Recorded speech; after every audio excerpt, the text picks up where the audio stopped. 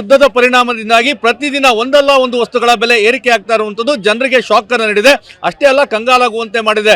ಈಗಾಗಲೇ petrol, diesel ಆಯ್ತು, commercial cylinder ಆಯ್ತು, ಇದೀಗ ಇವತ್ತು ಏನು ಗೃಹ ಬಳಕೆಯ ಸಿಲಿಂಡರ್ನ ಬೆಲೆ 29 ರೂಪಾಯಿ ಜಾಸ್ತಿ ಆಗಿರುವಂತದ್ದು ಜನಜೀವನ ನಿಜವಾಗಿಯೂ ಅಸ್ತವ್ಯಸ್ತ ಆಗ್ತದೆ. ಮತ್ತೆ ಸಾಕಷ್ಟು ಸಂಕಷ್ಟಕ್ಕೆ ಜನರು ಈಡಾಗ್ತಾರೆ. ಈ ಬಗ್ಗೆ ಮಾತಾಡಲಿಕ್ಕೆ ಜನರು ನಮ್ಮ ಜೊತೆಗಿದ್ದಾರೆ. ಅಮ್ಮ, ಇವತ್ತು ಗೃಹ ಬಳಕೆಯ ವಸ್ತುದು 29 ರೂಪಾಯಿ ಗ್ಯಾಸ್ ಸಿಲಿಂಡರ್ ಜಾಸ್ತಿ ಆಗಿದೆ. ನಮಸ್ತೆ. ನಾನು ಮೋದಿ ಸಾಹೇಬ್ರಲ್ಲಿ ಮನವಿ ಮಾಡ್ಕೊಳ್ಳೋದು ಏನಂತಂದರೆ, ನಾವು ಸಾಮಾನ್ಯ ಜನರು ತುಂಬ ಸಂಕಷ್ಟ ಸಿಗಾಕತ್ತೀವಿ. ಇಂಥ ತಪ್ಪ ನೀವು ಮಾಡಬೇಡಿ.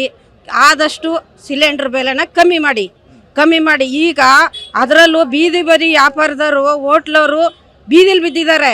ಅವ್ರಿಗಿರೋ ಹೊಟ್ಟೆ ಮೇಲೆ ಹೊಡೆದು ಬೇಕಾದಷ್ಟು ನೋವಾಗಿ ಬಾಕ್ಲು ಹಚ್ಕೊಂಡು ಕೂತಿದ್ದಾರೆ. ಆದಷ್ಟು ಸಿಲಿಂಡರ್ನ ಕಮ್ಮಿ ಮಾಡಿ. ಮೋದಿ ಸಾಹೇಬ್ರಲ್ಲಿ ಕೈ ಮುಗಿದು ಬೇಡ್ಕೊಳ್ತೀನಿ. ತುಂಬ ತೊಂದರೆ ಇದೆ, ಜನಸಾಮಾನ್ಯರಿಗೆ ಭಾಳ ಕಷ್ಟ ಇದೆ. ನೀವು ಅಲ್ಲಿ ಕೂತ್ಕೊಂಡು ರಾಜಕೀಯ ಆಡ್ದಂಗಲ್ಲ, ಇಲ್ಲಿ ಬಂದು ಜೀವನ ನೋಡಬೇಕು ನಮ್ಮ ಕಷ್ಟ ಹೆಂಗದೆ ಅಂತ.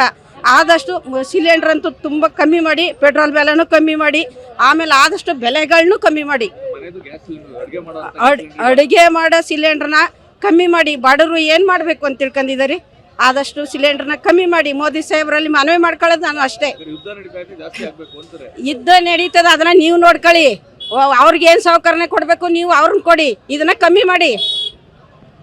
ಮತ್ತೆ ಗೃಹ ಬಳಕೆದು 29 ರೂಪಾಯಿ ಜಾಸ್ತಿ ಆಗಿರುವಂಥದ್ದು.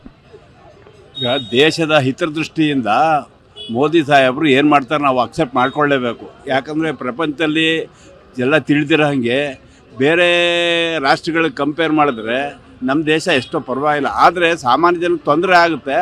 ಆದರೆ ವಿ ಹ್ಯಾವ್ ಟು ಅಡ್ಜಸ್ಟ್. ಇನ್ನು ಬೇರೆ ಆಲ್ಟರ್ನೇಟಿವ್ ಇಲ್ಲವೇ ಇಲ್ಲ. ಇದು ನಮ್ಮ ಅನಿಸಿಕೆ. ಮಧ್ಯಮ ವರ್ಗದವ್ರಿಗೆ, ಬಡವರಿಗೆ ತೊಂದರೆ ಅನ್ಕೋ ಶತಸಿದ್ಧ. ಆದರೆ ಪ್ರಪಂಚದ ಹಿತದೃಷ್ಟಿ ನಮ್ಮ ದೇಶದ ಹಿತದೃಷ್ಟಿ ನೋಡ್ಕೊಳ್ಳೇಬೇಕಾದ್ರಿಂದ ನಮಗೆ ಇದು ನಾವು ಇದಕ್ಕೆ ಅಡ್ಜಸ್ಟ್ ಆಗಬೇಕಷ್ಟೇ ಹೊರತು ನಾವು ಗೌರ್ಮೆಂಟ್ನ ಬ್ಲೇಮ್ ಮಾಡೋದ್ರೊಳಗೆ ಅರ್ಥ ಇಲ್ಲ. ಇಷ್ಟೇ ನಮ್ಮ ಅನಿಸಿಕೆ. ಸರ್, ಈಗ ಗೃಹ ಬಳಕೆ ಸಿಲಿಂಡರ್ 29 ರೂಪಾಯಿ ಜಾಸ್ತಿ ಇತ್ತು. ಪೆಟ್ರೋಲ್ ಆಗಿತ್ತು, ಡೀಸೆಲ್ ಆಗಿತ್ತು, ಕಮರ್ಷಿಯಲ್ ಸಿಲಿಂಡರ್ ಆಗಿತ್ತು. ಇದಾಗಿದೆ. ಜನಸಾಮಾನ್ಯರ ಪರಿಸ್ಥಿತಿ ಹೇಗಿದೆ ಸರ್? ಇಲ್ಲಿ ಶ್ರೀಮಂತರು ಎಷ್ಟೋ ದುಡ್ಡು ಕೊಟ್ಟ ತಗೊಳ್ತಾರೆ. ಈಗ ಬಡವ್ರಿಗೆ ಫ್ರೀ ಕೊಡ್ತಾರೆ. ಈ ಮಧ್ಯಮ ವರ್ಗದವ್ರು ಎಲ್ಲಿ ಹೋಗ್ತಾರೆ? ಈಗ ನಾವು ಯಾರನ್ನು ಕೇಳುವ? ಈ ಸರ್ಕಾರದವ್ರಿಗೆ ಮನವರಿಕೆ ನಮ್ಮದು. ಗ್ಯಾಸ್ ಬೆಲೆನ ಆದಷ್ಟು ಕಡಿಮೆ ಮಾಡಬೇಕು. ಈ ರೀತಿ ಹೆಚ್ಚಿಸ್ಕೊಂಡು ಹೊಂಟೋಗ್ತಾರೆ. ಮಧ್ಯಮ ವರ್ಗದ ಗತಿ ಏನಾಗುತ್ತೆ? ಇವರು ಸರ್ಕಾರದವರು ಪ್ರತಿಯೊಂದನ್ನು ಯಾವುದೇ ರೀತಿ ತೊಂದರೆ ಆಗದಂತೆ ಮಧ್ಯ ವರ್ಗದವ್ರಿಗೆ ಈಗ ಯಾವುದಾಗ್ತಲ್ಲ ಸರ್. ಈಗ ಎಲ್ಲ ನೀವು ಬೆಲೆ ಹೆಚ್ಚಳ ಮಾಡ್ಕೊಂಡು ಹೋದ್ರೆ ಬದುಕದಂಗೆ ಜನ. ಈಗ ಶ್ರೀಮಂತರು ಯಾವ ರೀತಿನಾರು ತಗೊಳ್ತಾರೆ, ಬಡವ್ರು ತಗೊಳ್ತಾರೆ. ನಾವೆಲ್ಲಿಗೆ ಹೋಗುವ? ಮಧ್ಯವರ್ಗದವರು. ನಾವು ಮಧ್ಯವರ್ಗದವರು, ನಾವು ರೈತರು. ನಾವು ಹೆಸರು ಪ್ರತಾಪಗೌಡ ಅಂತ. 29 ರೂಪಾಯಿ ಗ್ಯಾಸು, ಪೆಟ್ರೋಲ್ ಜಾಸ್ತಿ ಆಗಿಬಿಟ್ರೆ ಸರ್. ಯಾಕೆಂದರೆ ಎಲ್ಲ ಪ್ರತಿಯೊಂದು ಬೆಲೆ ಜಾಸ್ತಿ ಆಯ್ತದೆ. ಮಧ್ಯಮವ್ರಿಗೆ ಬದುಕದೇ ತುಂಬ ಕಷ್ಟ ಇರ್ತದೆ. ಕ್ರಿಟಿಕಲ್ ಆಯ್ತದೆ ಪರಿಸ್ಥಿತಿ. ಈಗ ಆಲ್ಮೋಸ್ಟ್ 3% ಆಗಿಬಿಟ್ಟಿದೆ. ಬಟ್ ಏನಂದರೆ ಮೋದಿ ಸಾಹೇಬ್ರು ಕೇಳೋದು ಇಷ್ಟೇ, ಕಮ್ಮಿ ಮಾಡಿ ಜನಸಾಮಾನ್ಯ ಮಧ್ಯಮ ವರ್ಗದವ್ರಿಗೆ ಅನುಕೂಲತೆ ಆಯ್ತದೆ. ಯುದ್ಧ ಸ್ವಲ್ಪ ಏನಂದ್ರೆ ನೀವು ಸಾಲ್ವ್ ಮಾಡ್ಬೇಕು ಅಲ್ಲಿ ಹೋಗಿ. ಈಗ ನಮ್ಮಂಥ ಮಧ್ಯಮ ವರ್ಗ ತುಂಬ ಕಮ್ಮಿ ಇದಾಯ್ತದೆ.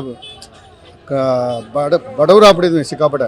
ಇನ್ನೂ ಇದಾಯಿತು ಅಂದರೆ ಇನ್ನು ಜಾಸ್ತಿ ಗ್ಯಾಸು, ಪೆಟ್ರೋಲ್ ಆಯಿತು ಅಂದರೆ ಇನ್ನೂ ಜಾಸ್ತಿ ಬಡವರು ಆಗ್ಬಿಡ್ತೀವಿ. ಮಧುಶ್ರೀ, ಇದು ಮೈಸೂರಿಗರ ಮಿಶ್ರ ಪ್ರತಿಕ್ರಿಯೆ. ಅಂದರೆ ಕೆಲವರು ಹೇಳ್ತಾರೆ ಯುದ್ಧ ಇದೆ, ಅನಿವಾರ್ಯತೆ ಇದೆ. ಮೋದಿಯವರಿಗಾಗಲೇ ನಮಗೆ ಈ ಬಗ್ಗೆ ಒಂದು ಎಚ್ಚರಿಕೆಯನ್ನು ನೀಡಿದ್ರು, ನಾವೆಲ್ಲರೂ ಸಹ ಅದಕ್ಕೆ ಅಡ್ಜಸ್ಟ್ ಮಾಡ್ಕೋಬೇಕು ಅಂತ ಹೇಳಿದ್ರೆ. ಮತ್ತೆ ಕೆಲವರು ಬಡವರಿಗೆ ಸರ್ಕಾರ ಉಚಿತ ಕೊಡ್ತದೆ, ಶ್ರೀಮಂತರು ಹೇಗೋ ನಿಭಾಯಿಸ್ತಾರೆ, ಮಧ್ಯಮ ವರ್ಗದವರ ಒಂದು ಗೋಳನ್ನ ಯಾರೂ ಸಹ ಕೇಳ್ತಾ ಇಲ್ಲ. ಹೀಗಾಗಿ ಕೈ ಮುಗಿದು ಕೇಳ್ಕೊತಾ ಇರುವಂಥದ್ದು ಮಧ್ಯಮ ವರ್ಗದವ್ರಿಗೆ ಅನುಕೂಲ ಮಾಡಿ. ದಿನನಿತ್ಯ ಬಳಕೆಯ ಗ್ಯಾಸ್ ಇರ್ಬೋದು, ಪೆಟ್ರೋಲ್ ಇರ್ಬೋದು, ತರಕಾರಿಗಳಿರ್ಬೋದು, ಈ ಬೆಲೆಯನ್ನು ದಯವಿಟ್ಟು ಏರಿಸಬೇಡಿ ಅಂತೇಳಿ ಮನವಿಯನ್ನು ಮಾಡ್ಕೋತಾ ಇರುವಂಥದ್ದು.